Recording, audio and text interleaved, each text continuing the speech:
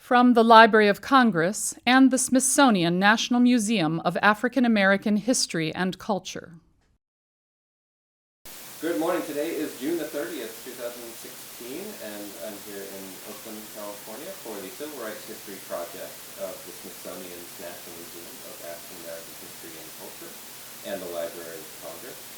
Behind the camera, we have John Bishop from Media Generation at UCLA. We're joined in the room today by Guha Shankar from the Library of Congress.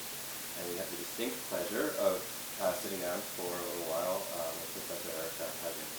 And if I could ask you one time I'll put you at all, a complete sentence to introduce yourself. My name is, or I am, and your name, and where you were born and when. My name is Ericka C. Huggins. I was born in Washington, D.C. in 1948, and I live in Oakland, California. Okay. So what I'd like to do is start, if you could tell us a little bit about your family background. So we know where you were born, but you could tell us a little bit about the family that you were born into and where you were raised and how you were raised and if that sort of influenced you later in your life. I believe that everything has influenced my life. And where I was born, it was an initial influence. I was born in Southeast Washington, D.C. And in the decade that I was born, it was very segregated D.C. Now it's very gentrified D.C. But then it was very segregated, especially Southeast. My parents met each other in D.C. My father grew up in Washington in Northwest, not far from Howard University, which was a different Northwest then when they got married in the mid-40s. My mother was originally from the Raleigh-Durham area of North Carolina.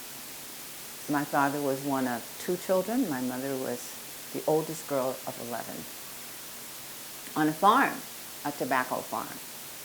Her parents were both descendants of slaves. Actually, one of my maternal great-grandfather was a freed slave. My father's mother and father were, as we said then, Washingtonians, which meant code for free Negroes. However, none of my grandparents or my parents went beyond high school. As a matter of fact, my father finished the 8th grade. And he was a World War II veteran before he died. My mother is also gone, and my grandparents are definitely not around. Did they tell you your family's history growing up? Did you grow up with that? Some of it. My mother told me stories all the time, because I still am inquisitive, but I was even more inquisitive then. And so I would ask her questions, because I lived in D.C., not in North Carolina, although we visited every summer. My mother would say, "We're going home." Actually, those were her last words the day before she died. "I'm going home." And I knew she meant it in a more mystical way, because she was so close to death. It was just her time to go. She wasn't very ill. But home for her was always North Carolina, even though she'd lived in D.C. and we'd moved her here to California later in her life. So she wasn't alone. But she told me stories, and I can tell you any number of them, but the one that stood out to me, that's standing out to me right now, is that my grandfather, whose name was O.C. Davis, the father of 11, and he loved them all dearly. He had to do roll call when he took them in the truck anywhere and brought them back, but he loved them all. My grandmother was 5 feet 2 inches, and he was 6'6", 6'7". But she told me, you know, my mother was very Carolinian, very Southern. And she said, you know, Sugar, your grandfather was 75 when he died, but they called him Boy till that day. And I was like, no, why? What was wrong with them? I'm 10 or 11, trying to figure out the cruelty of humans. That was what the conversation was about that day. Why slavery? Why such meanness? And she was the first person to tell me it was about money as well as race. And then as I grew older, I got to understand that. Not from school. I wasn't told. The history books had one paragraph on slavery because of the unsaid promise not to talk about race in this country. But of course, you might have heard, David, that in African American homes, we always talked about race. We had to in order to walk out of the door and feel sane and safe out there. So when she told me that, I tried to imagine my tall, very handsome grandfather being called Boy by boys, by little boys, by teenagers, and by grown men as well. She told me many stories, and they helped me to understand not just the cruelty of humanity, but the compassion. And yeah, she told me many stories. My father told me stories as well about the area of Washington that he grew up in. Because though they were near Howard University, they had nothing to do with university people. They were just Washingtonians. And but my grandfather, my paternal grandfather, Joseph Jenkins, Sr., was quite a character. And I have a really fond memory of walking into a room where he was resting in this big house he lived in. Black folks don't own these big houses anymore, by the way, in D.C. But it had 4 floors, each floor kind of small and going upward one on top of the other. But he was on the bottom level resting because he wasn't feeling well. And I walked into the room to say, Grandpapa, how are you? And I looked on a little side table in that room, a tiny room, just with a bed, small bed. And there was a picture of an indigenous American, a Native American, an Indian, as we called indigenous people when I was a little girl, in full headdress. I go, who's that, Grandpapa? And he said, oh, that's my great-grandfather. So all of this made me who I am, not just physically who I am, but emotionally and spiritually who I am, socially as well. And I'm sorry to say, politically. I'm not the one creating the politics around all of that. But I entered into those politics. So, and they insist, they insisted that you get the education that they hadn't gotten? Did they insist? No. No. But they said it was important that I do so, yes. Yeah. They didn't have the pressure, the awful pressure that young people have today. You will do this, you will achieve that, you will do... I don't have a judgment about anyone's parenting, but I do think that academic education is only part of the education. Mm-hmm. So their encouragement for me to understand history so that I can understand the present moment, so that I could have some claim to the future, was an important part of my education. But they weren't doing it for some reason. They were just giving me information because I asked all of these questions. I'm the oldest of 3 children in my immediate family. I have a sister in the middle and a brother who's the youngest.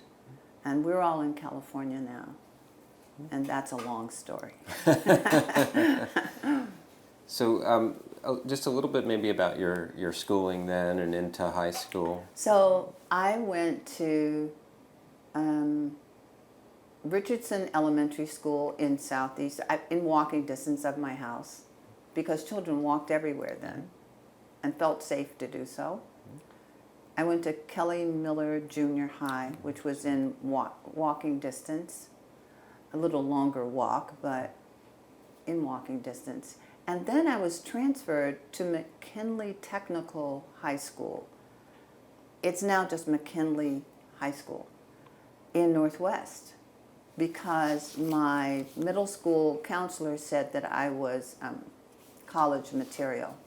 Of course, I went home to my mother to ask, what does that mean? What does that mean? And she said, well, they want you to go to college, sugar. That's what that means. But why do they say it like that? I was always asking questions about the hows and the what-fors of navigating the world. And I'm glad I asked all kinds of questions, now that I look back on it. Although sometimes my mother would just say, Ericka, okay, that's enough questions for today. It sounds like you were basically revealing the system or trying to see, Yeah, what's in it? Why are they wording it that way? Yeah. I remember driving from southeast to northwest in the winter of DC, which is no joke. And we were in snow clothing, and there were chains on the wheels of my father's old Buick. And in the drive from where I lived, we lived in semi-detached houses. You know DC well enough to know what I'm talking about. Okay.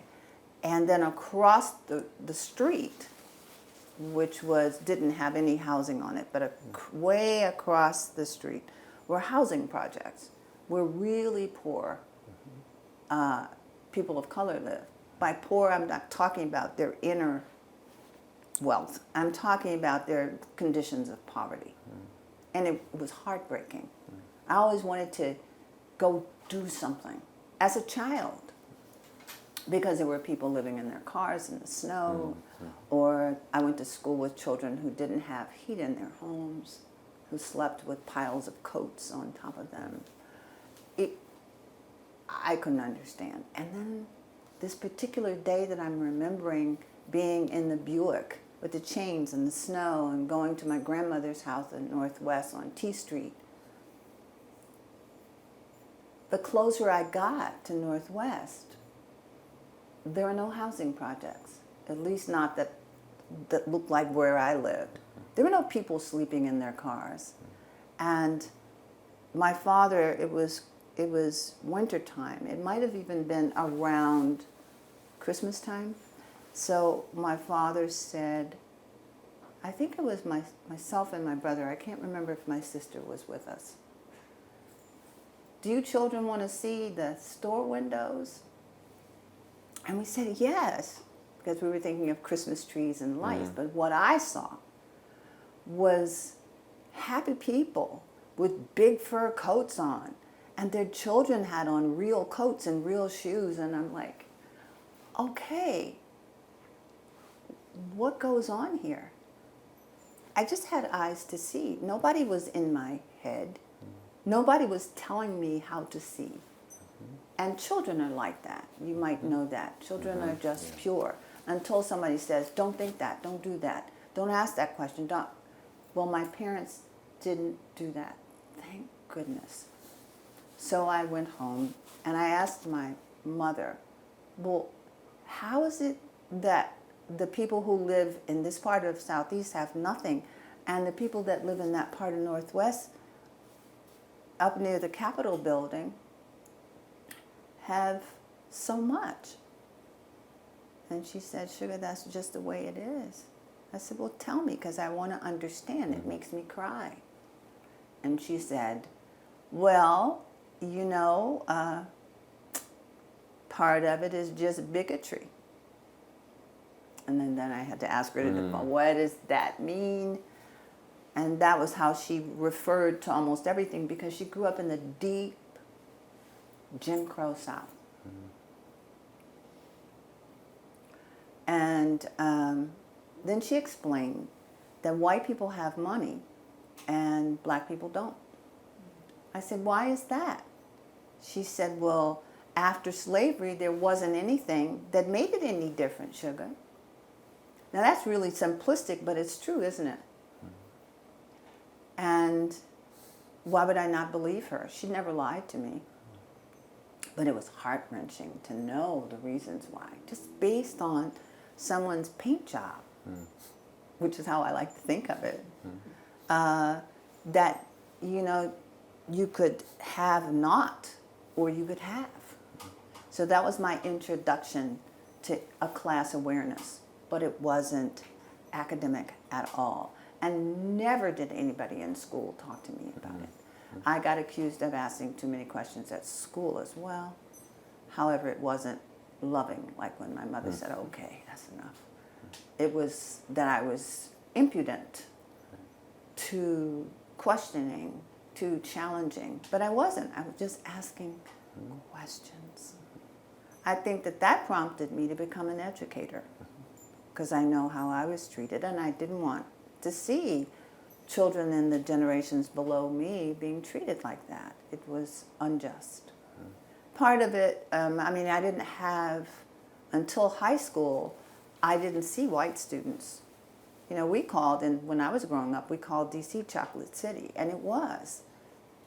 It's not anymore, but it was. And so I'd never been to school with white students. In Washington, D.C., in the 50s, the 60s, until I went to high school. And I never had a white teacher. I didn't dislike it, but they were even more adamant that my questions were just not right. Because of ignorance. With the black teachers as well, because of internalized racism. So I got challenged at every point, and but I didn't silence myself. I became quieter. As a matter of fact, at one point I became withdrawn. Because if you cannot hear or see yourself, except around the people closest to you, you don't enter into conversation. But I broke that by writing poetry. When I was in middle school, that was how I dealt with it. So, but my family life was not easy either. My father was an alcoholic. So when I say that my mother helped me, she did, because I went to her about everything, including his alcoholism. And it was through her that I understood it to be a disease, not a choice. You know, because my question was, why don't he just stop drinking? Then I found out later in life that there are adults that think like that. So, my sister, brother, and I handled all of everything with a lot of comedy and laughter. There were times when we couldn't, but we learned how to laugh. And my mother and my father enjoyed a good comedic interlude. So, would you draw on all of these skills later, especially when you were yes, in the when I was party? in high school, as a matter of fact, I surrounded myself with young women and men who loved to laugh. We'd make a joke about anything. Not in an offensive way. I don't mean it like that, but we would make a joke about anything. And then in the party, that was how I handled all the challenges too. What do they call it? I don't like the adjective put before humor to describe what I'm talking about. Black humor. Why gotta be black? See what I mean? Yeah. I'm laughing at it. Right. And but how'd that happen? So yeah, I still can see all of my girlfriends and young men friends right now, and they were all hysterically funny and brilliant, but not necessarily according to the Western academic construct. They were artists, they were poets, they were dancers, they could sing, they could write a song, they had acute memory, and brilliant understanding of how the world works. But it was just among us. And I always wish that those young people then and the young people now had a voice. And I do hope that someday the Library of Congress just has a project that interviews young people of color. Just get them on film.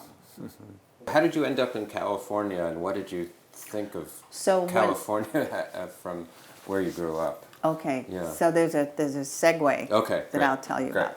So when it was time for me to go to college, I went to Cheney State Teachers College, which is right outside of Philly. And it was a party school. But I went there because I wanted to be a teacher. My first boyfriend in high school had a brother who was disabled. He had a degenerative illness that, though he was in his teens, he could not speak. He walked like a baby walks, and he had to be cared for. And his mother and father worked. His mother quit her job to care for him as he got older. But it was very, very difficult because they were not wealthy people. They lived in Northwest. In the Northwest that I'm talking about, not the one that's in magazines. And so she put him in a home for children in Lawton, Maryland. And my boyfriend took me to see his brother. I cried the whole time I was there and the whole way back, and I told him, I'm going to become a teacher. Children shouldn't have to be in these prisons because they're disabled. And at all of the people there, all the children there and teens had different disabilities. Some of them cognitive, some of them physical, some of them social, and they were all together, and there was no definition between them. And there were all these caregivers that took care of them to the best of their ability. But I don't know that they were well trained for what they were doing.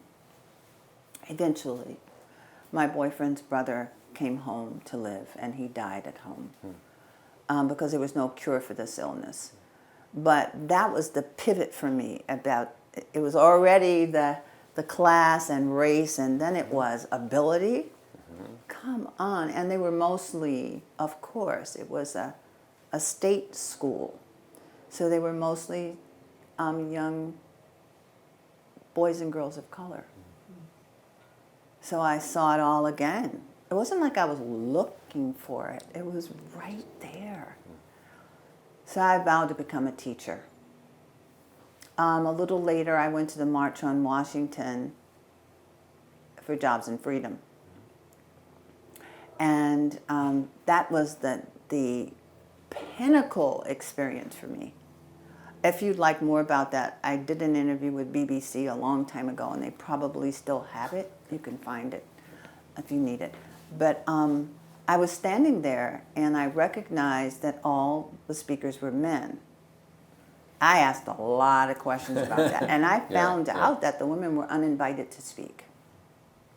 I'm glad I didn't find that out then. I would have been so upset, but I could tell. Did you go to that with your family or with friends? No, I went on my own. I went to my mother, And I said, I'm going to the March on Washington for Jobs and Freedom because I heard about it at school. I was 15. And my mother said, no, you're not.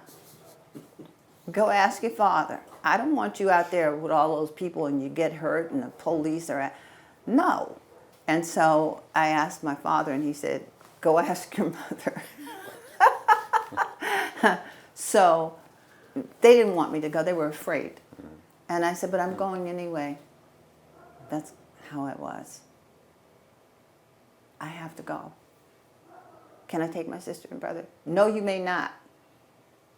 My mother later said, Ericka was pretty quiet and she did whatever I asked her to do until it was something she had to do, and then she did what she wanted. And that's kind of how my life looked to her. She wouldn't have chosen the Black Panther Party for me either. But I went, and it was one of the most peaceful experiences I think I've ever had. And standing there that day all by myself, 15 years old, I was standing on a mound of dirt. And I kept waiting for the speakers. And I did hear speakers, and I don't remember what they said. But finally, Lena Horne came to the stage. And I already knew she was an activist because my mother pointed her out to me on TV. You children, come in here. Lena Horne is singing. Oh, Mom, we're playing. Come here. Look on the TV. Lena Horne is a Negro who cares about her people. Okay. So when I saw Lena Horne standing on that stage, I got really quiet. And then what she did changed my life. She sung the word freedom. She just, 2 syllables, sung them. And you know there were, it seemed to me like hundreds of thousands of people were there, but there were thousands and thousands of people. And she sung the word freedom. And as it exited her being and entered the air, everyone became quiet. There was like a blanket of silence. And then when the words entered my ears and into my heart, a vow arose. I will serve people for the rest of my life. It wasn't a thought. I can't tell you how things like that arise, but it did. And I saw Rosa Parks come to the stage and then walk away from the stage. And that's what made me wonder, where are the women? And that was a beginning of an introduction into not only to European Americans make the decisions, but they're primarily men. And then the training is to be as European as possible and or as white male as possible in decision making. I knew there were no white males involved in the women not speaking. I knew it was more internal than that, and found out later that it was. So, but I walked away feeling happy because I saw all kinds of people from all over the country and possibly the world. I couldn't tell how global it was, but I could definitely tell there were people there from North Carolina and pickup trucks and overalls and church buses and school buses and wheelchairs and skates and bikes and old vans and every possible vehicle. And I'd gotten there on 2 or 3 city buses. And I went home and I told my mother about it. And I told her about these words that came from my heart, I said. And she was touched. And was happy, of course, that I was all in one piece and nothing happened. But that was a pivotal day. And so when it was time for me to go to college at 16 and a half to Cheney, I wanted to be a teacher and I wanted to serve the world and I wanted to leave that party school, which I did. Not because I didn't like to party, I loved to party, but I wasn't going to become a teacher at Cheney. I just knew it. So I transferred to Lincoln University, and this was another turning point. Because while I was there, Stokely Carmichael and Charles Hamilton were writing the book Black Power. And they would read to us. Isn't that amazing? They would gather, anybody who wanted to gather on a Tuesday or Wednesday night and read from the chapters in the book. It wasn't published yet.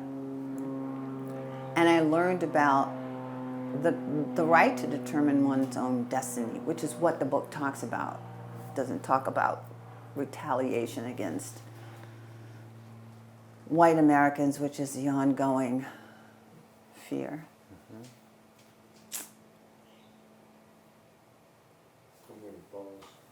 So there are some interesting things going on Lincoln's campus in those years. Oh my goodness. Bizarrely, I happen to know a little bit about, but can you tell us some about that and the sort of consciousness that was really everything was moving. There was a black socialist communist, it didn't really matter which, organization on the campus, which I tried to join, and I knew what I was joining. I wasn't naive about it, but they wouldn't let me join because I was a woman.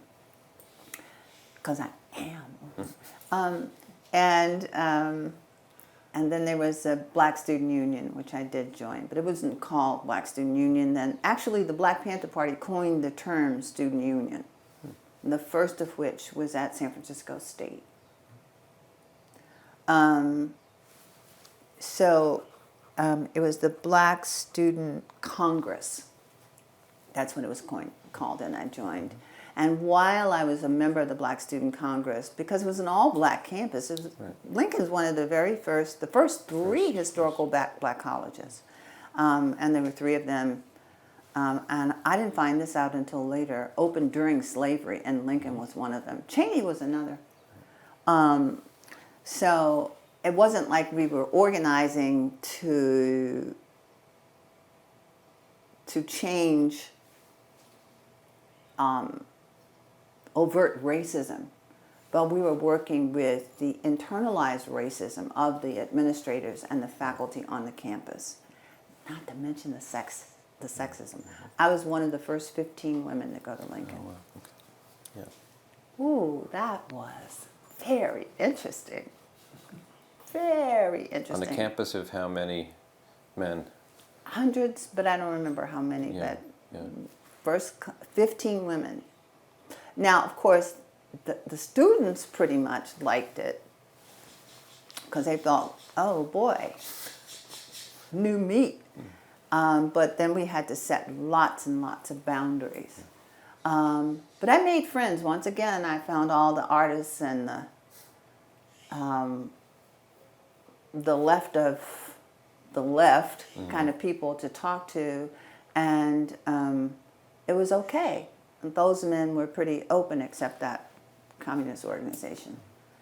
I don't think it had anything to do with communism. It was just them trying to maintain power, male power, which they felt had been taken from them throughout history. And that was where I met John Huggins. And he became my friend, and then we became lovers, and then we left in my junior year. It was his junior year too, but he'd been there less time than me. Now, were you there when there were pickets of the health services and I was number there, of demonstrations? I don't remember that. I was there 66, 67. I left Cheney in my sophomore year and went to Lincoln. And then in middle of my junior year, I left with John to drive across the country to find the Black Panther Party. But we were always picketing something.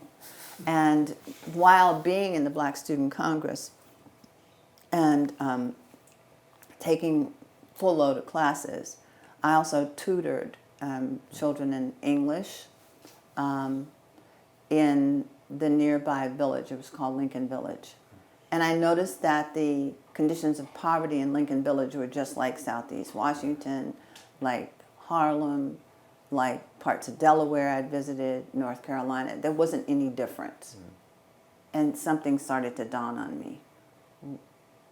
It doesn't matter whether you live urban or rural, the poverty has the same impact on education, the educational resources, the facilities, all of the teachers, everything. So I was piecing together slowly but surely an understanding of systemic inequity. And you Now, I wouldn't have called it that then. right, but you've been piecing that together since you were a little kid. Yes, Yeah. I had been. I was also piecing together my own spiritual understanding, because what was upsetting to me is that we were all humans. That's what was upsetting.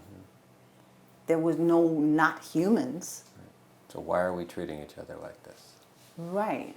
It's a basic question. All children have this question. And then teenagers lose the questioning when people tell them that's a dumb question, or don't ask that question, or this is not the place for a question. And I'm not just talking about African American people. I'm talking about all students. This is unfair to every single young person not to tell the true history of a place. Not so that you can wallow in it, just so you have it. So when I was tutoring those children, I said, something is really, really wrong that needs to be changed at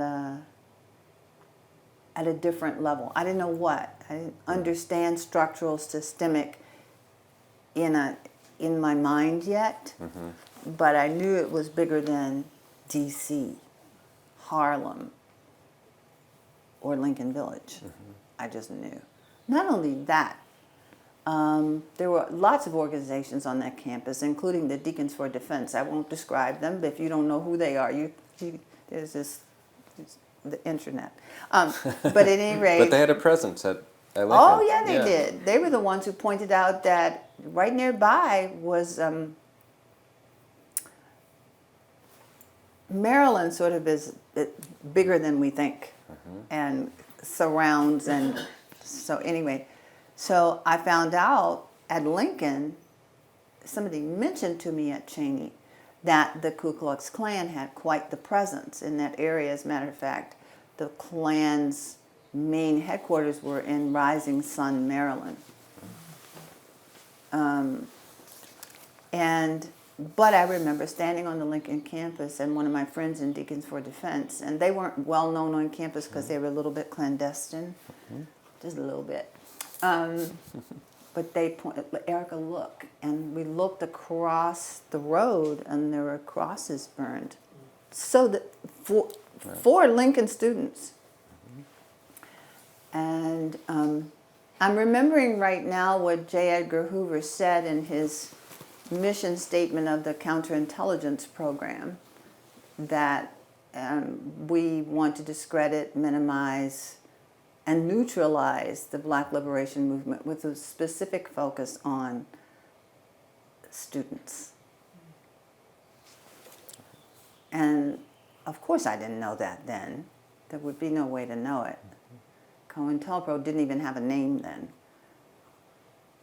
But systemic. And the organizations like the Clan and the Birchers and the White Citizens Council, all of those I knew in the South. I was amazed when they were up South in this way. In Philly and, the Pennsylvania countryside. And nobody stopped it. Yet, thinking back to D.C., there was always a police presence in my neighborhood. My sister and I would yell at the police all the time. Don't hit that man. He didn't do anything. Don't do that. My sister was louder than me. I would ask questions and she would just yell. And people would gather and the police would be forced to arrest a person or leave them alone. But I don't know why they didn't turn on us. But we didn't, youth has its own strength, and I think youth has its own angels. But we were doing the thing that seemed right. However, all the police, law enforcement, the courts, the FBI and other intelligence entities as I got to be older and a little bit more aware of the structures I've been talking about. I could see that there was a concerted effort, that the police were given the power to do what they did. It wasn't like there was an arbitrary one mean police officer. That's what I thought as a little girl. It wasn't that the Klan just chose Lincoln University. This overarching system of cruelty let them know without telling them directly that it's okay for you to burn crosses. Go right ahead. Have fun.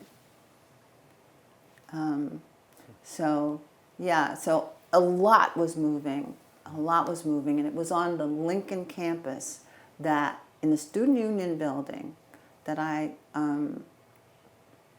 found out about the Black Panther Party in a Ramparts magazine article written by Eldridge Cleaver about the Black Panther Party for Self-Defense, which was its first name,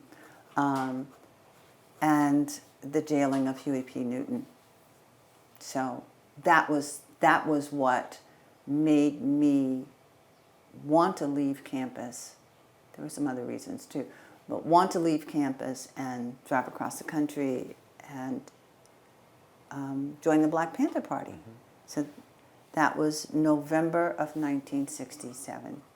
I waited for him in the Student Union building that day and gave him the raggedy Ramparts magazine, because whenever we would get one, it was a full magazine, a glossy magazine, but it would get passed hand to hand, so the cover was falling off, and everybody was so amazed by, who's Huey P. Newton? Whoa, what's he doing? And Bobby Seale. I wasn't as impressed by Eldridge, but I thought Bobby and Huey were speaking to my need to understand systemic inequity, or as I called it,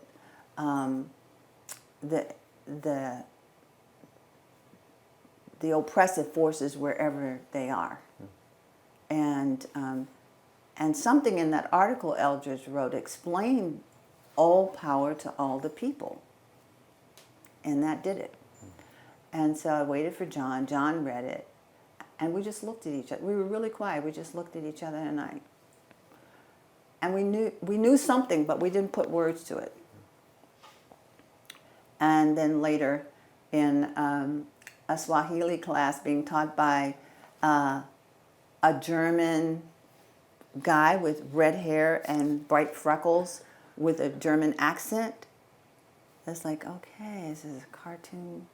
Where am I? Where am I? What am I doing here? It was one of those, those moments where you're like, okay, did I land here intentionally? Nobody else seemed to be experiencing what I was experiencing. But then I made a choice. And I wrote a little note to John, I'm going to California. Can you come with me? And he wrote back, yeah. He had been in the Philippines on a Navy ship, and he was there during the time, or after the time, the church got bombed in Birmingham, and he stayed, and then there wasn't particular war, but he was just in the Navy, having left where he grew up, New Haven, Connecticut, having left that whole scene. The armed services were a way of getting out of Dodge. And that's kind of what he did. But while there, the same kind of prompting from within was happening for him. He was a very kind and compassionate person. And he saw the same level of poverty in the Pacific Rim that we all knew here. So we did. We drove across the country. We landed in Los Angeles and started looking for the Black Panther Party. We found the Black Panther Party and joined the Los Angeles chapter. So how and where did you find the party? Do you have a memory of that? In South Central Los Angeles at a building called the Black Congress Building. It was a building that rented spaces to community organizations. And this will come in handy later, but 3 doors from the Black Panther Party office was the US organization office. And so we were all friends. COINTELPRO. And taxpayers, my mother and father's taxes paid for COINTELPRO. To mess with you. Well, to mess with everybody and to destroy whole families and so on. So anyway, so we walked in that office, and the young man in the office said, we were all young. I was 18, John was 21, 22, I can't remember. When he was assassinated, he was 23. And we walked into the office, and I said, we want to join the Black Panther Party. Can you answer phones? Yes. Can you take messages? Yes. Can you, this is to both of us, can you cook a meal if it's necessary? Yep. Can you sell a party newspaper? Yes. It was 25 cents at that time. Okay, y'all can join. That was it. That was it. And we did everything. And John quickly became friends with Bunchy Carter once he was released from prison, where he had shifted his entire understanding while incarcerated from being the leader of a famous gang called the Slossons to an African and African-American history master. So, so they became friends, and I met all of the people who became my friends later, like Norma and Elaine Brown and Phyllis Jackson. And I met Phyllis up here in Northern California because she was from the Pacific Northwest. But I made lifelong friends there. Well, I thought they would be lifelong friends. Many of them are gone. And but we did incredible work. We didn't have any appreciation for the work that we were doing at that time. So that's why I'm saying it now. We had nothing was ever enough. How many folks were involved at that point when you were there? In the LA chapter? Yeah, in the LA chapter. I don't know, 50, 60. Okay. Yeah. I don't quite remember. Yeah. And what were the first things that you started? You mentioned the newspaper, but what were some of the other programs that you We got spoke. going on? We went anywhere we were asked to speak, a high school, a college class, rich Hollywood people. That was a lot of fun. Especially because at some point when I was pregnant, and we didn't have a lot of food, so the rich Hollywood houses always had spread, and I would just stand there and eat everything. It was fun.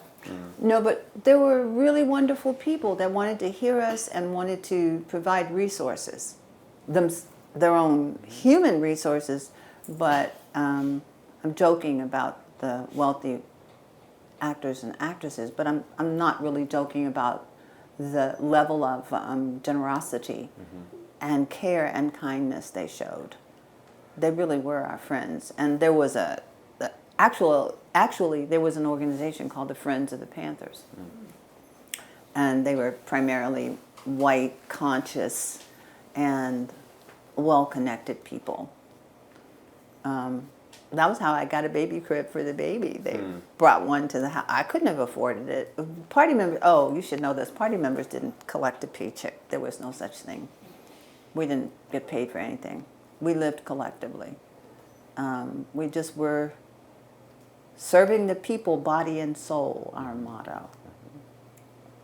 So the breakfast programs were running, and there were other community education programs running in Los Angeles. But it wasn't until I got to Northern California when I was more involved in the community survival programs, we call them. They were service to people programs, like the People's Free Medical Clinics and the ambulance program. I'm sure that Norma R. Moore told you about the clinics and the ambulances. Did she tell you about the book that... You should know about this book in case you want to refer back. Norma's interviewed in this book there's a book that Professor Alondra Nelson at Columbia University wrote called Body and Soul. And the whole book is about the People's Free Medical Clinics. I love the book. So anyway, Norma's husband, Al, was a good friend of John's. Al was going to UCLA. Somehow John and Bunchy found out, because there was something called the high potential program there, that students of color, black and brown, could get the support they needed matriculating that pretty much all white UCLA campus. And this was during the time when affirmative action was not considered racist. Told you I love to laugh. You have to laugh. Yes, historical amnesia, right? Yeah. I read a story of the first UCLA medical student who had to sit in a room outside the classroom the size of a closet, smaller than that bathroom, in order to learn. And he had almost a 4.0 and high test scores when he came in. But he did it, and he's revered to this day. Anyway, so it was through Al and some other students at UCLA that John and Bunchy found out that if they enrolled at UCLA, they could get financial support and they could get support as students, and they could support the students. That was why they did it. They wanted to support the black students on campus. And that's the beginning of another story. And when did you and John get married? In Los Angeles, it was still 1967, but I don't remember the month right now. I don't know why I don't remember the month. My daughter was born, our daughter. I have to catch myself because I've been a single mom all of her life. She was born in December of '68. And so John got to spend 3 weeks with her before he was assassinated. But it was a precious 3 weeks. Yeah.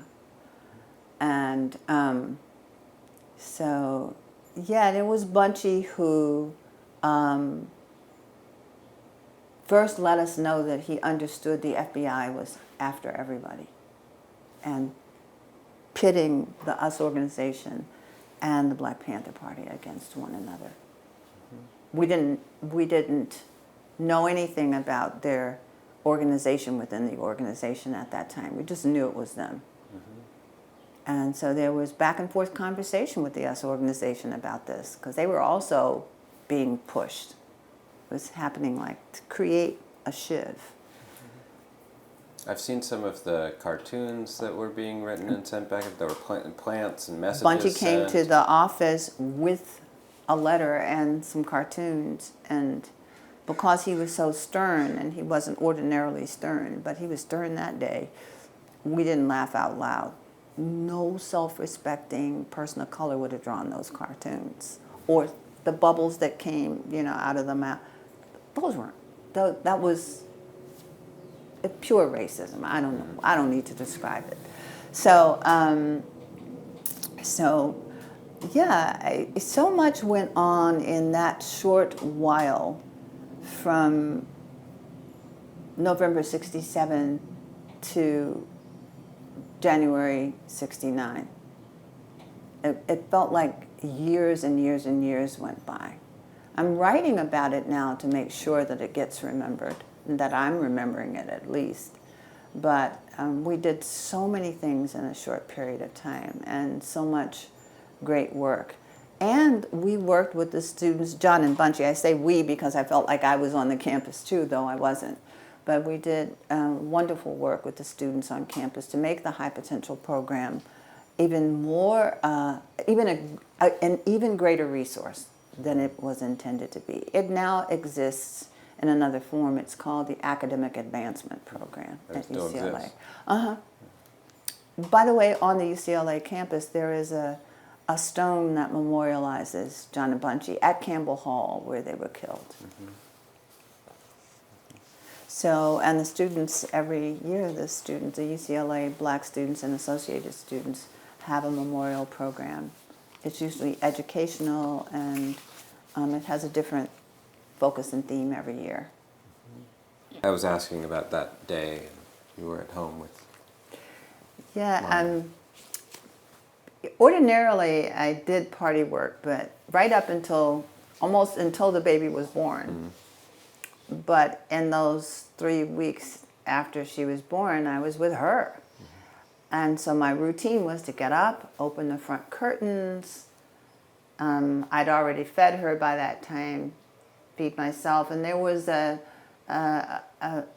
party member assigned to stay there, because I didn't mention this, but we were always in fear of our lives. We were followed by the police and the FBI. They would leave, our phones were bugged, they would leave signs on our cars or the front doors of our homes. Just pure harassment.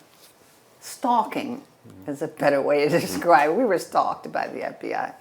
And so that was, we lived in the conditions of war, it felt. Because by that time already, at least 6 members of the party in Los Angeles had been killed.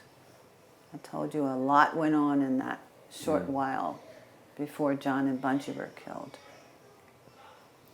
So that day I opened the curtains, and I was about to walk away from the window. It was a big window. It was an old apartment building, like a 2-story, kind of like a townhouse. There was an apartment downstairs, and there was a stairway that came up to our apartment. And a bunch of us lived there, and a man who I'll love for the rest of my life, Long John, was with me. And I see him every year at the memorial for John and Bunchy. And I go, Long John, come over here and look out the window. And he looked and he said, that house didn't have a fumigation tarp on it yesterday. And I go, no, it didn't. What do you think that is, Long John? And he said, Comrade, we all called each other Comrade. Let me go check.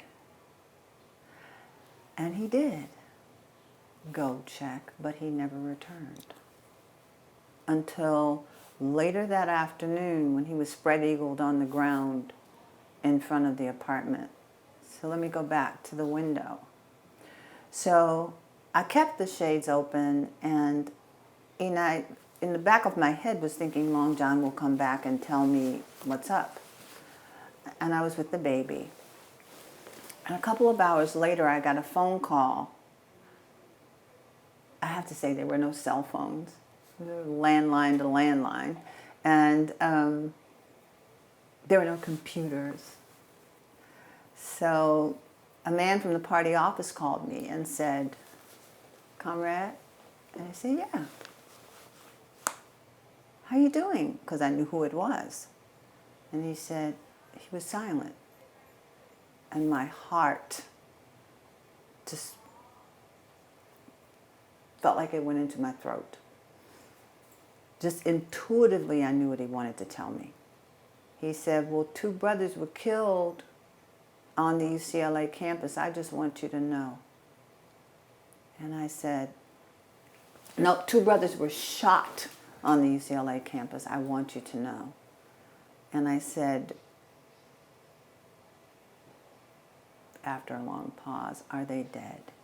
And he said, yes, sister, they're dead.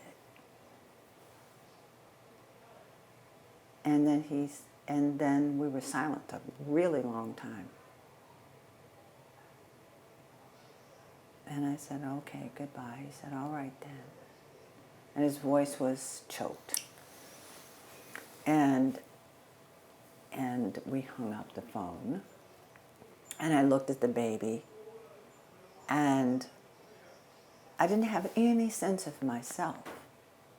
It was like the baby, John, Bunchy. Kept thinking. And then I began to think about all the party members who were on campus that day, because there had been a big meeting, which had been set up a long time before that. And the powers that be, FBI and maybe other entities, had orchestrated it so that they would be killed, John and Bunchy would be killed by someone who ostensibly was in the US organization right after that meeting. It was about the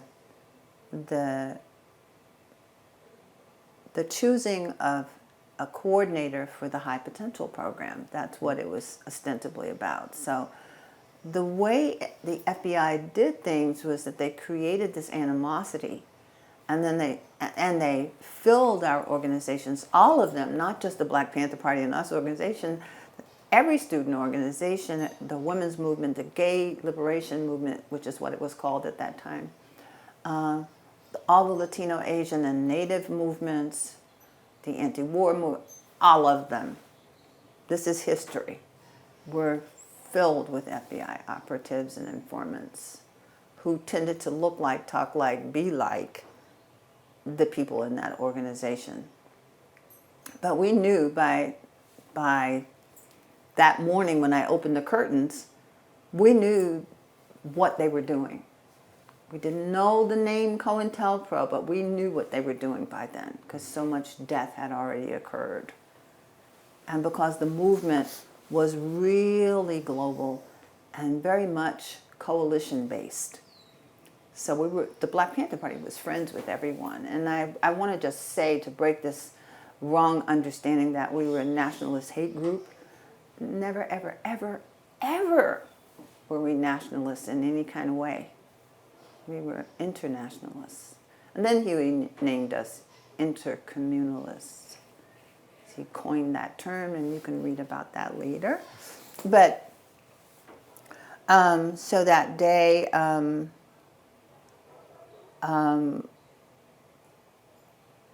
sort of a confrontation occurred, which was orchestrated. I now know that from all the people who were there. We pieced the stories together. And since that time also, the FBI did make some kind of minimal statement about their involvement that day. So I started to think practically. I was feeling like very wounded, but I knew that I didn't have time to cry, that I had to think about the baby, and I knew the police would come. I just knew they would come. What had I done? Nothing. But do you have to do something for the police to come? No. Not if you are in this kind of body. And not only that, I was in the Black Panther Party. So I knew also that my friends would come from campus, Elaine and Joan and Geronimo Pratt and others. And they did, and they were all somber. And none of them were naturally somber, not one of them. And we just started packing up the house, because without saying any words, we knew the police would come. Fumigation tarp across the street, that was one thing I told them. And there was just too much, you know, in Northern California, you get used to earthquake weather. It's too quiet. There's no air moving. It felt like that. You know, something's about to happen. And so we were pulling everything together to leave in the car that they'd come from the campus in. And then the door was kicked open downstairs. And I couldn't see everything, but I glanced out the window and I could see police cars and trucks and motorcycles everywhere.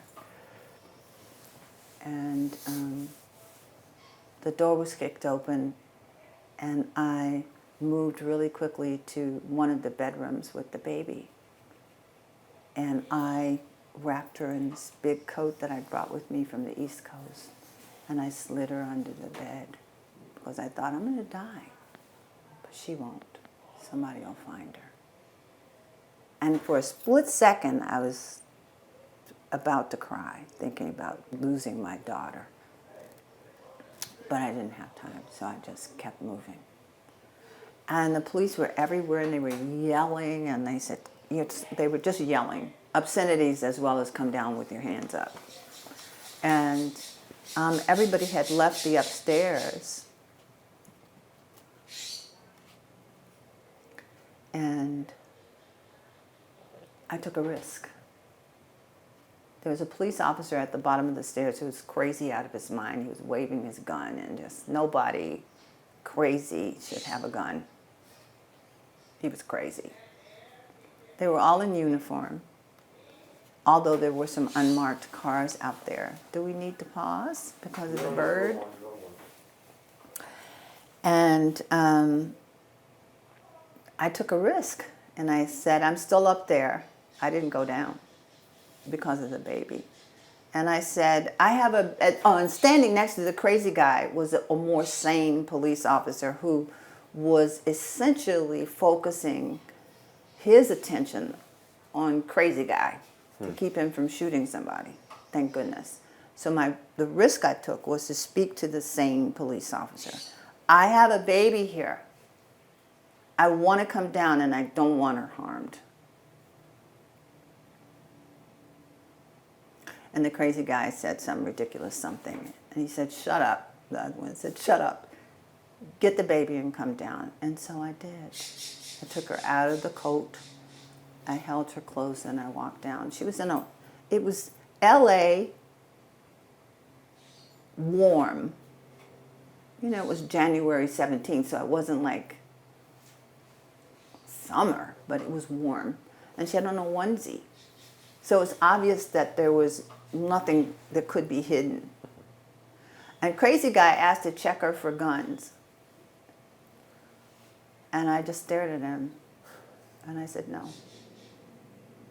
Same guy still trailing him. Go over there somewhere. And I just held the baby. And crazy guy came back and said, by law, we have to check her. So I just held her closer to me under her little arms so that he could see there was nothing to check. And he stopped. And then I saw Long John on the ground on his belly with his handcuffed behind his back with a police officer standing over him. And there were many men. All the men were spread eagled, stomach down, and all the women were handcuffed. And then I was handcuffed so in front so that I could hold the baby. And we were all taken away in cars to the notorious 77th Street Police Precinct Station. Community grapevines that if you went in there, you didn't come out. That was just about right. However, we did leave there, and we were sent to men and women's holding facilities, jails, respectively. And what were we charged with? Malicious mischief. They just wanted us off the streets, they felt. They considered us, I don't know if they considered us like a modern-day slave rebellion or a gang or a threat to the United States government, all of the above. I don't really want to unpack that psychology right now, but it was craziness. And they were quite cruel. Although they didn't physically harm us. I'm grateful for that, but they were cruel. They had me in a special car because I had the baby, and they had a woman police officer who was quite kind sitting next to me. She never uttered a word. She never stood up to the driver or the one in the passenger seat in the front, but she was kind to me. Were all the police officers Anglo? Or were there some? There were some that weren't, but the ones who color. were craziest were white. That's my memory, and I don't think I'm making that up. But they were pretty much a white group. But again, going back to systemic oppressive forces. They were trained that way. And then, since the FBI was involved, they had a double okay to just kill them if they move. So we were very careful. So they stopped on the way to 77th Street Police Precinct at the morgue. They didn't have to. They didn't want me to identify John's body. They stopped. We're at the morgue, Huggins. We want to see if they're really dead. I just fell silent. And the woman police officer looked at me but she didn't speak up. And again, I was aware of everyone's location and what was okay for anyone to say and what wasn't. I was really aware of it. But my focus was the baby, and I just refused to give any words or emotion to anything. Those birds are having a good time. Are those parents? I don't know what they're doing. I'm going to close the door. So I never cried. At the 77th Street Police Precinct station, we saw men in dashikis. You know what a dashiki is. Beautiful African shirts with bald heads. And they looked familiar to me. Us organization members all had bald heads, the women and men. But two young African-American men in dashikis came in, and I thought they were coming to check on us or something. Because I didn't get the import exactly of all the connections and payoffs or whatever were happening. And they came in, and I saw them. I was sitting with the baby. I was breastfeeding. And I saw them walk by the counter because they were holding us in an area and I don't know, like an intake area. Mm-hmm. That's the best way to describe it. And they walked past the front desk and slapped hands with the police. I'm like, oh, I didn't see that. Because if I tell myself I saw that, I'm going to cry. So I'm not going to cry. I'm not going to let them see me cry. And then, as I was breastfeeding, a police officer came by and said, Huggins, what you doing there, Huggins? And I didn't say anything, and he said, you don't have any right to raise a baby. And I didn't say anything. I said to another police officer shortly after that, can I go to a more private place to feed my daughter? And he said, Huggins, you should have thought about that before you fucked. And I thought, who are these people? And I could hear my mother's words, well, sugar, they just don't have any home training. And that made me kind of smile to myself, because it was true. They couldn't have possibly had a mother who, I couldn't even finish the sentence for myself, nor can I now. There was a sign in the 77th Street Police Precinct station, you know those old felt signs with slots in them, and you put what little plastic white letters in it, like churches used to have them, and some, theaters used to have them. Diners and Diners for the menu. Mm-hmm. This one said, Panthers 0, Pigs 11. And I was just so amazed. I was just so amazed at how they could get away with it all. Because we weren't living in the Jim Crow South. We weren't living in the times of active slavery. And of course I know how they could get away with it, because the entire government co-signed the behavior and the thinking and the institutions that further all of this. So eventually, I was able to make a phone call, and I called the head of the Black Congress building because I didn't know what was going to happen for me. Even though it was a ridiculous charge, malicious mischief, I never knew how anything was going to happen in the Black Panther Party, and I wanted my daughter safe. So Walter Bremond, the head of the Black Congress building, came and took my daughter home, and he said he would call John's parents because I was only able to make one call, and everything I was doing was about the baby. And he said he would call them because I wasn't sure what the police were going to do, and let them know that he had the baby.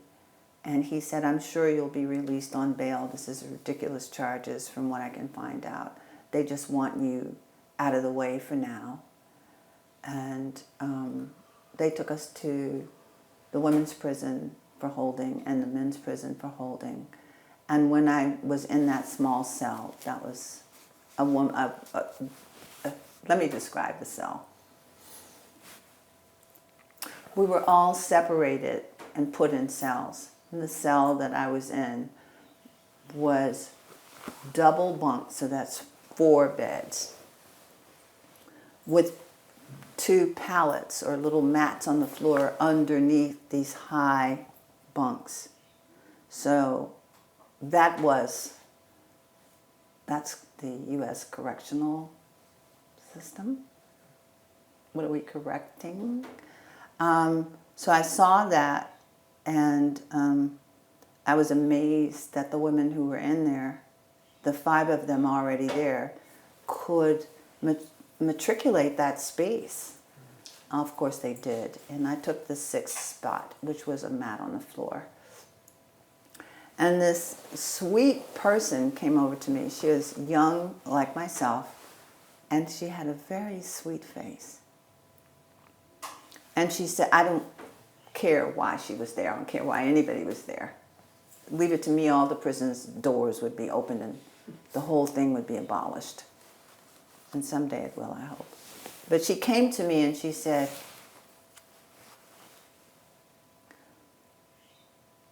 girl, what are you doing here? And that was when I cried.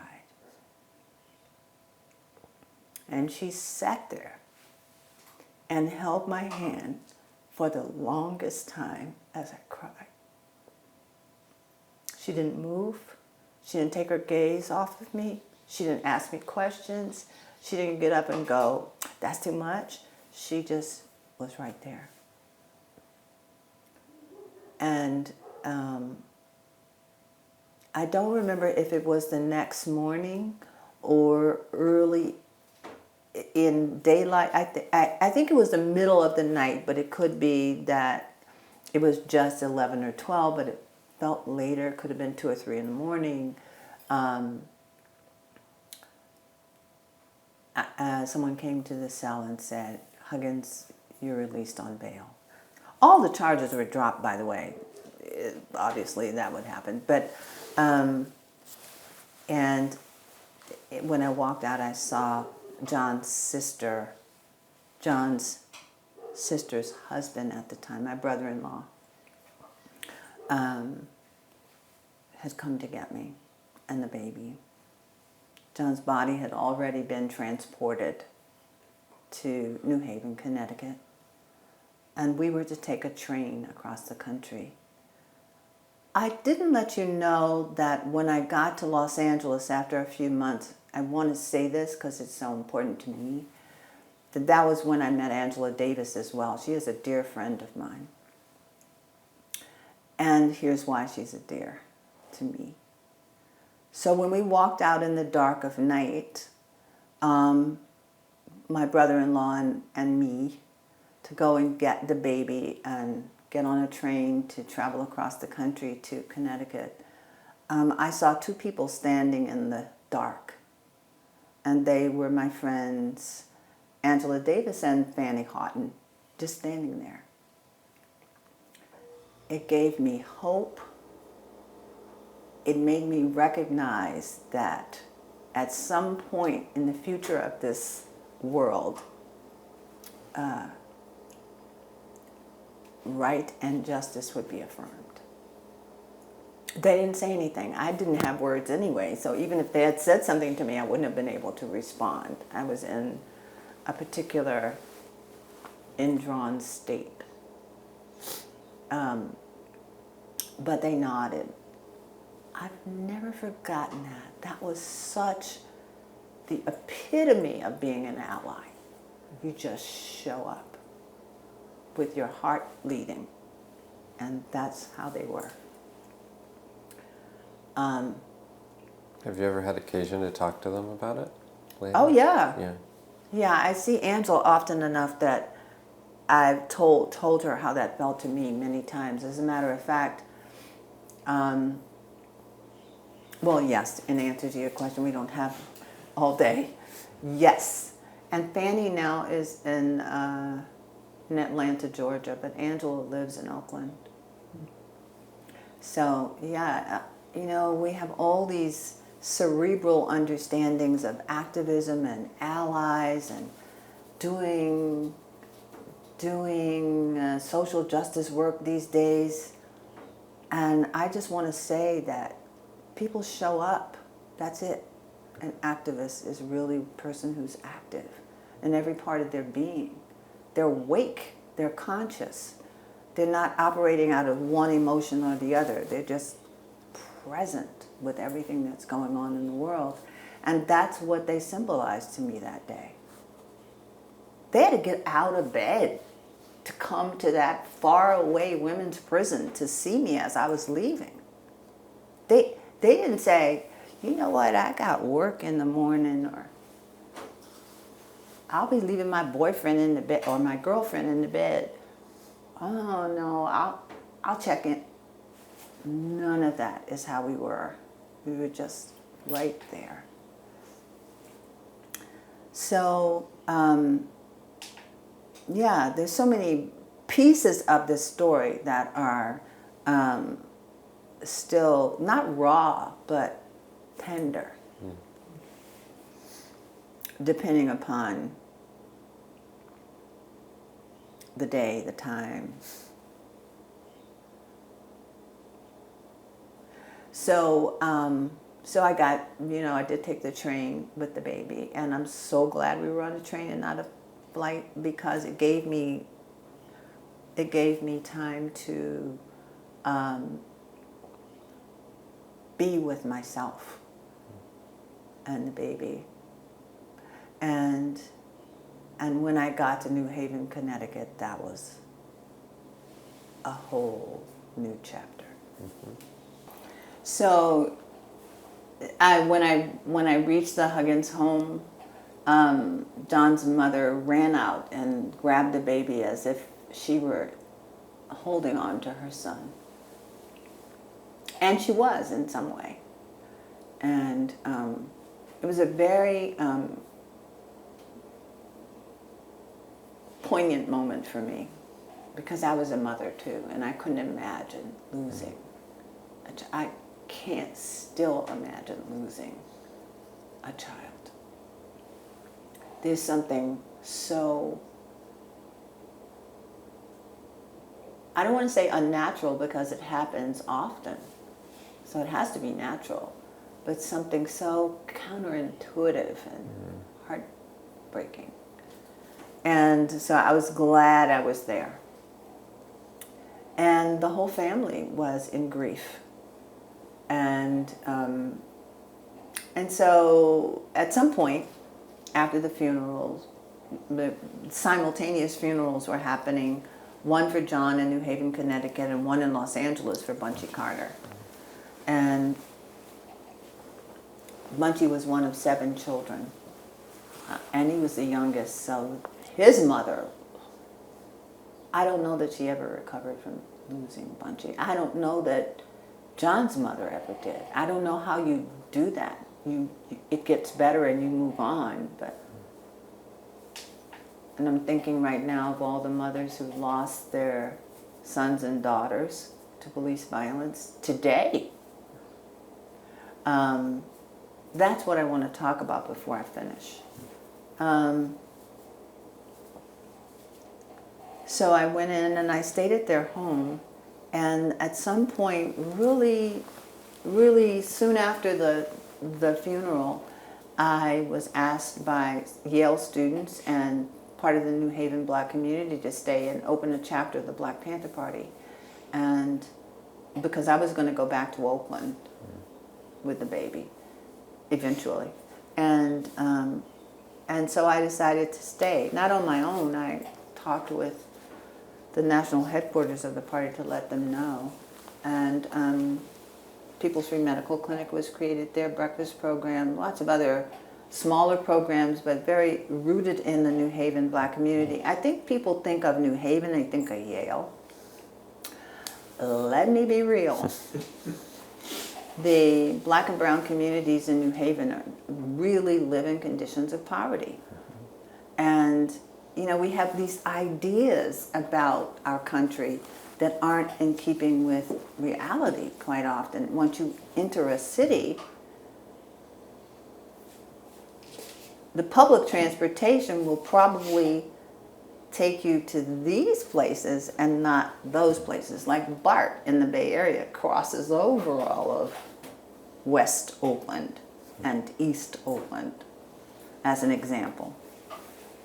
So I really liked being in New Haven. I felt that I was keeping John's legacy alive because he was such an activist in New Haven before he ever went into the armed services and then joined the Black Panther Party. So within 3 months, I was separated from my daughter, arrested for conspiracy with the intent to commit murder. Again, FBI orchestrated. I didn't murder anybody. I was arrested with Bobby Seale and 12 other people, and none of us conspired to murder anybody. However, a young African-American man who was a member of the Black Panther Party at the time was killed. And I want to say that there isn't a day that goes by that I do not remember him. There isn't. I have finally forgiven myself for not stopping time, jumping in, and saving his life. I had to forgive myself because I don't know how I would have done it, understanding that it was FBI orchestrated and the operative they used was psychotic and sadistic. And all that came out in the trial. Hilariously so at one point, and most of the time it was very challenging. And Bobby Seale was kept in isolation. And after the younger women who were under 18, because the party drew members that were 16, 17 years old. So everybody under 18 was released. That was 3 people. And then the rest of all the people, other than the person who pulled the trigger, and that was constructed by the FBI operative. But everybody was released, and Bobby and I stood trial together, but with none of the other people who were originally arrested. And the thinking was that Bobby had okayed this to happen. He had not. And the same was true for me. I had not. And so we were both in isolation. And at one point, I was in solitary confinement. Now, you have to understand how prisons are, the categories. You know, people who, I know you understand death row, but then there's administrative segregation where people are kept in isolation because they have a mental disease or they're not safe around others or they could bring harm to themselves. This was not true of Niantic Prison for Women. I was in a prison this time, awaiting trial. I awaited trial 14 months. I was on trial for 6 months. The jury was history-making. The jury of voir dire took 3 months because of the bias. And now some of that was really funny.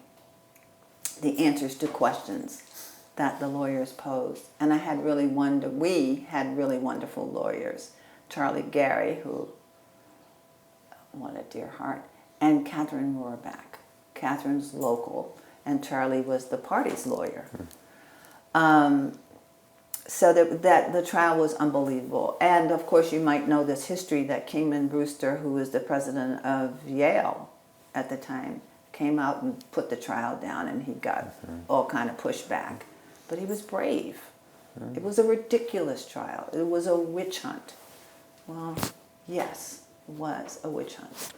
And so during this time that Bobby and I were on trial,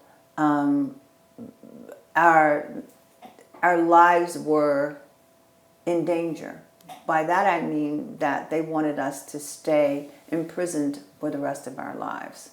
So there was this rallying cry across the country and across the globe, free Bobby, and then a little later, free Ericka, and then free Bobby and Ericka. Eventually, the jury found no evidence to prove that we were guilty, but the jury hung. I found out later why. There was this one intransigent, white, working class guy who kept saying, even though the judge's instructions were different, they must have done it because they're here. So, and it was one of our women jurors that told, the jury didn't have any people of color on it, but there were 6 women on that jury, and I think that made a difference.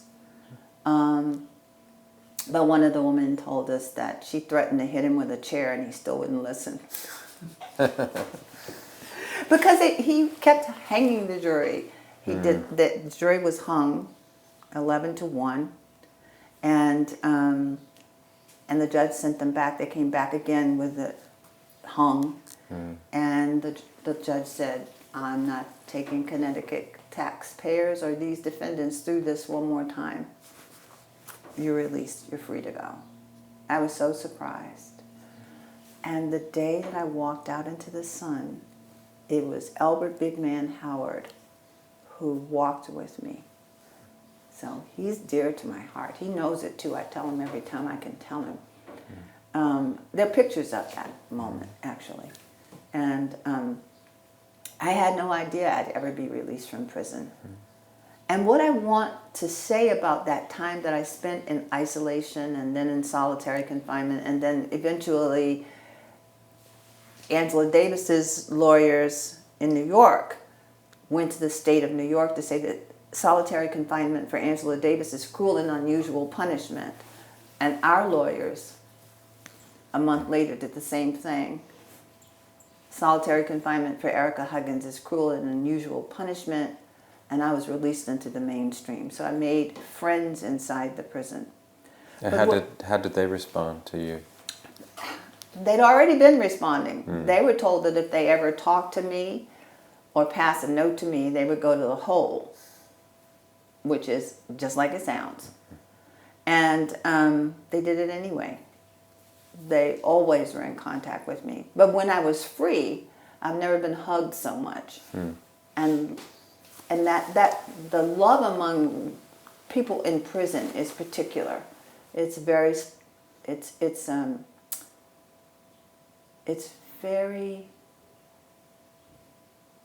I don't want to say it's based on any negative feeling about a common enemy, because that's what people think, but really it is the support of slaves, one for another.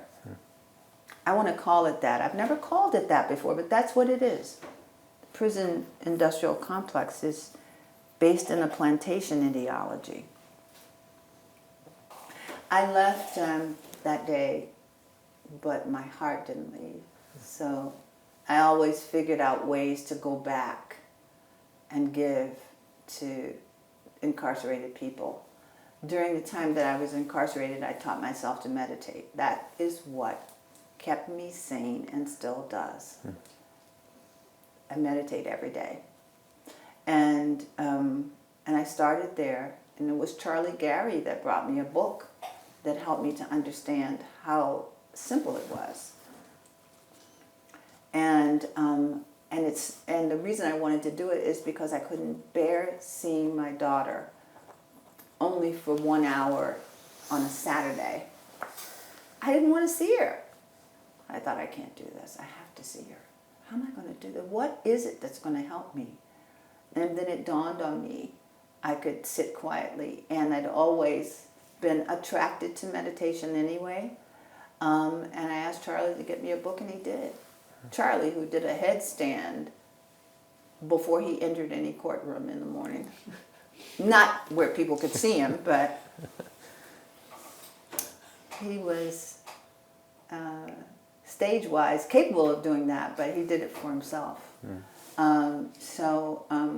He was the coolest of human beings. Anyway, so I had a regular practice, and that was what got me through that 6-month trial.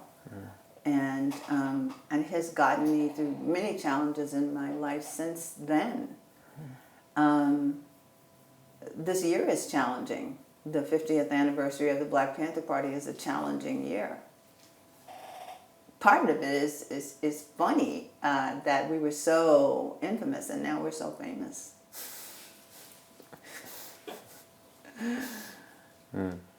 It's ironic and paradoxical, and it shows a whimsical nature of human behavior.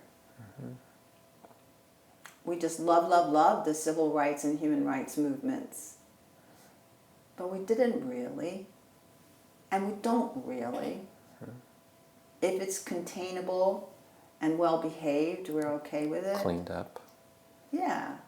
I remember when Martin Luther King started talking about ending the war in Vietnam and the redistribution of the wealth.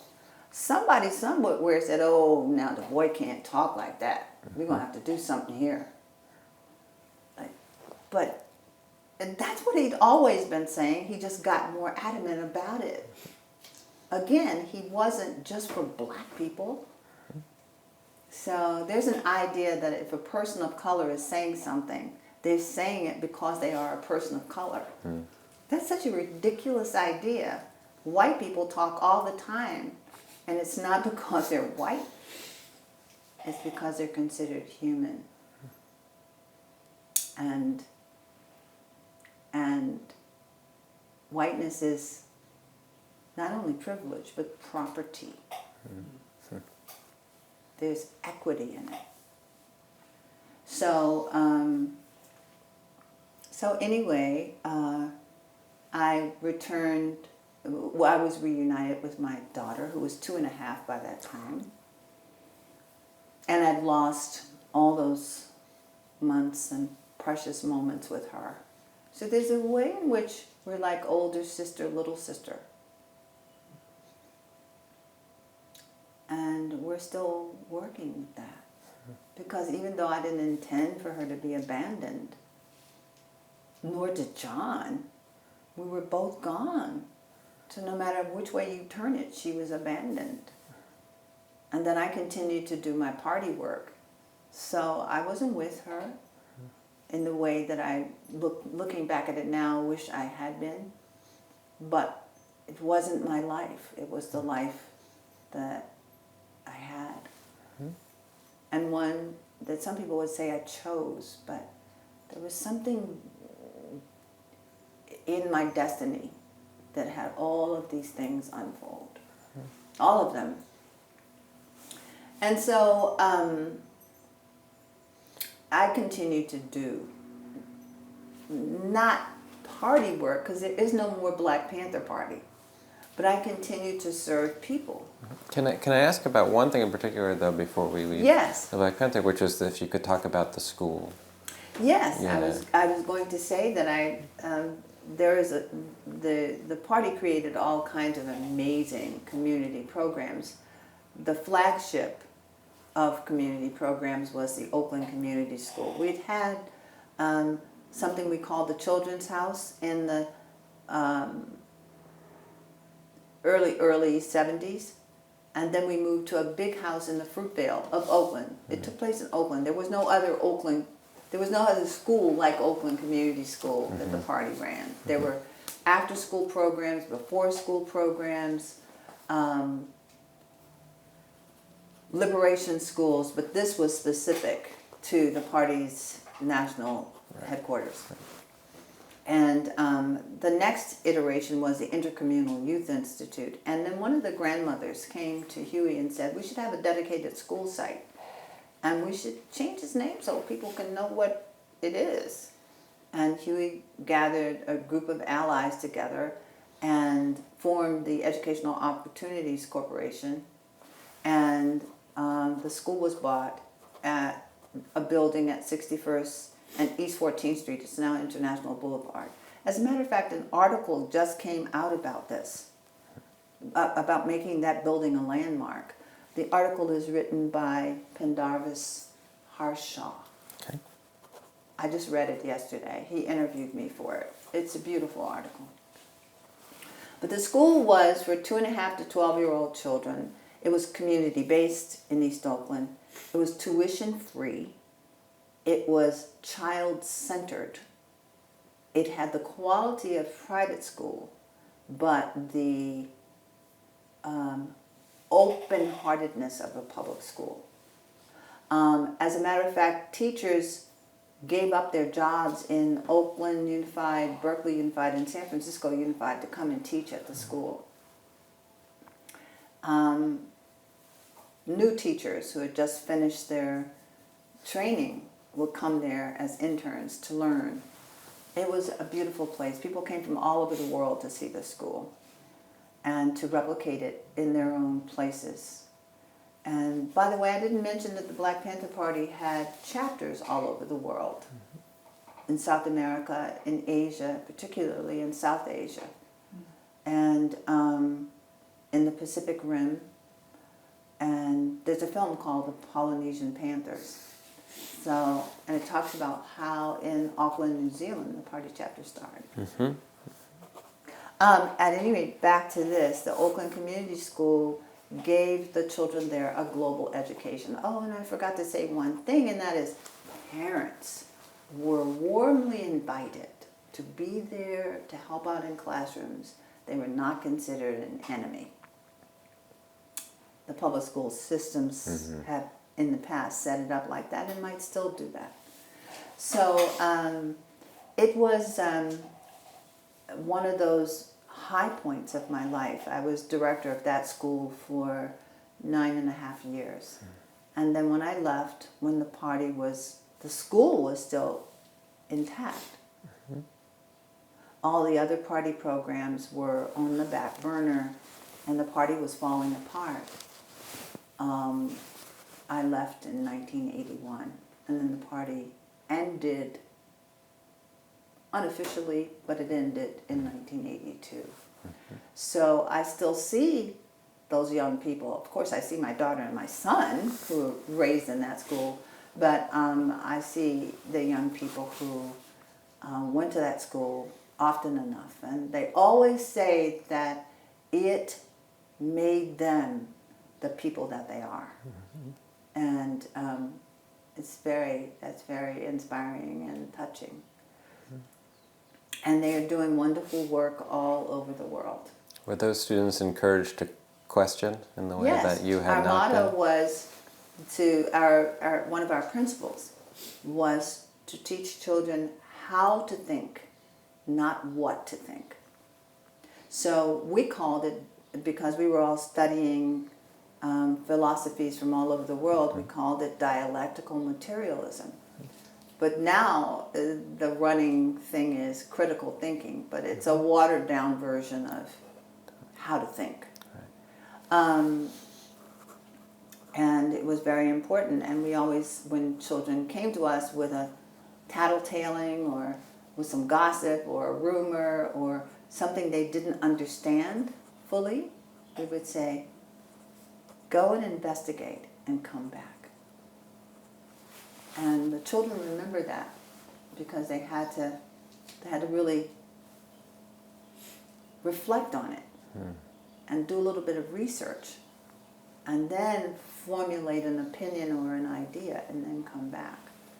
So I just want to end by saying, can I end now? I want to end by saying that I recently had the great good fortune of being amongst the mothers and fathers 25 families who lost in Oakland, who the Oscar Grant Foundation had brought to Oakland because they are doing all kinds of work to end police violence and the killing of young black and brown men and women. And the great good fortune part is that I had the opportunity to sit with mothers and fathers who asked that we, during their conference, that we just talk about ways to heal. So I got invited by Oscar's Uncle Bobby, who everybody knows. Everybody knows Uncle Bobby, if you live in Oakland.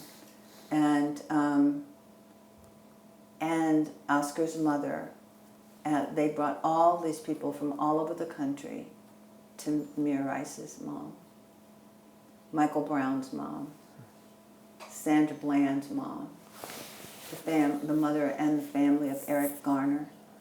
And there were families there that didn't make the news.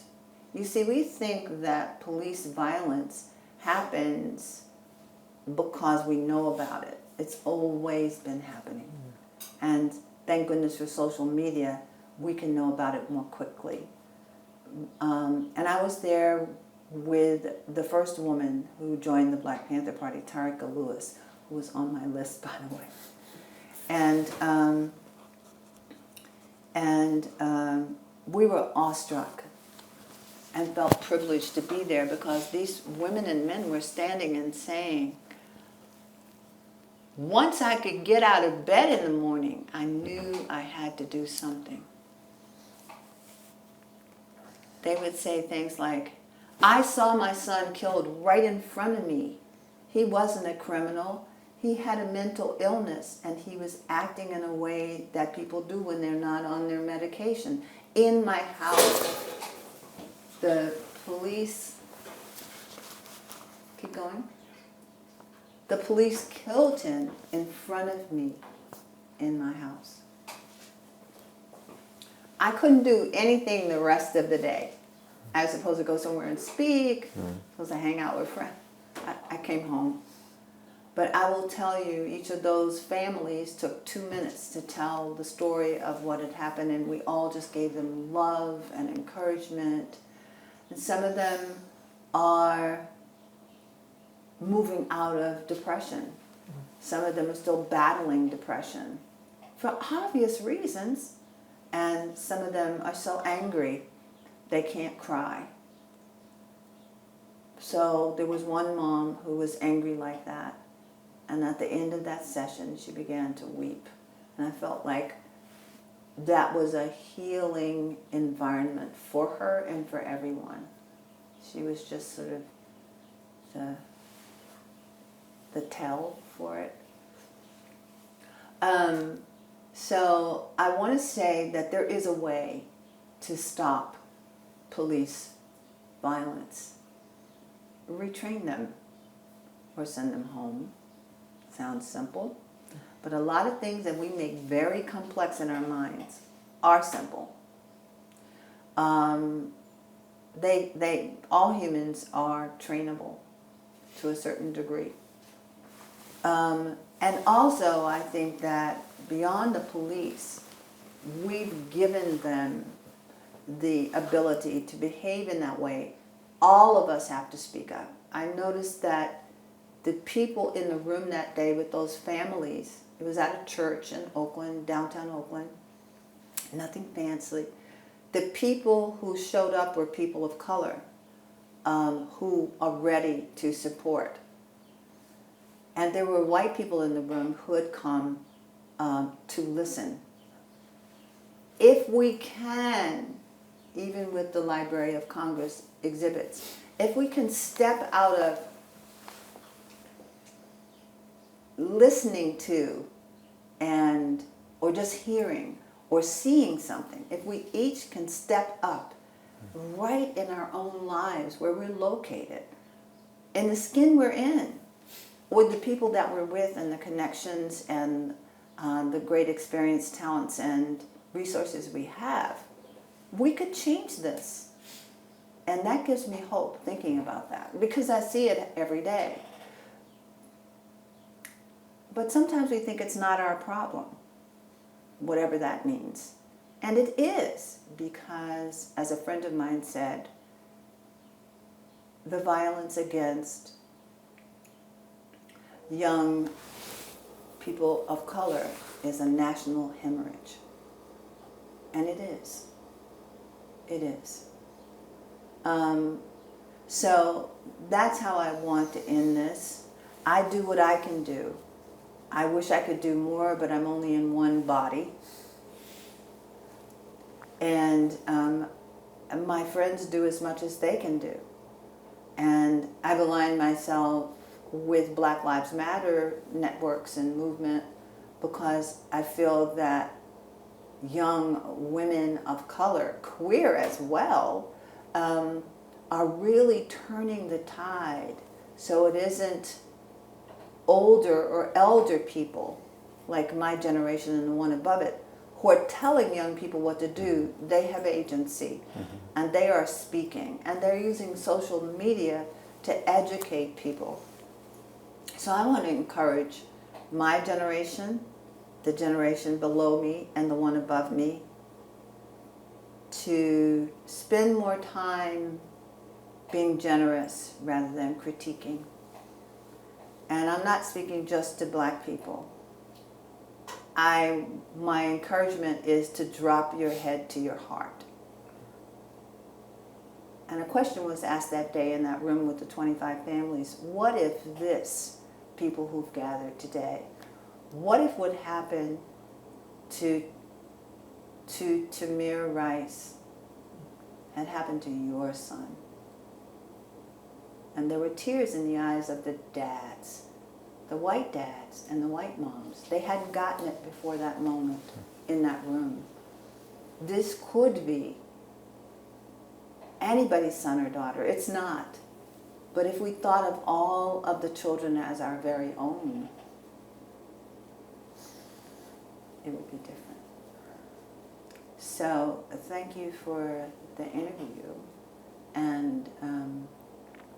And I hope that the people who see this and all the other interviews feel encouraged, not forced, but encouraged to step forward in the world that we live in and to mentor and support the young people who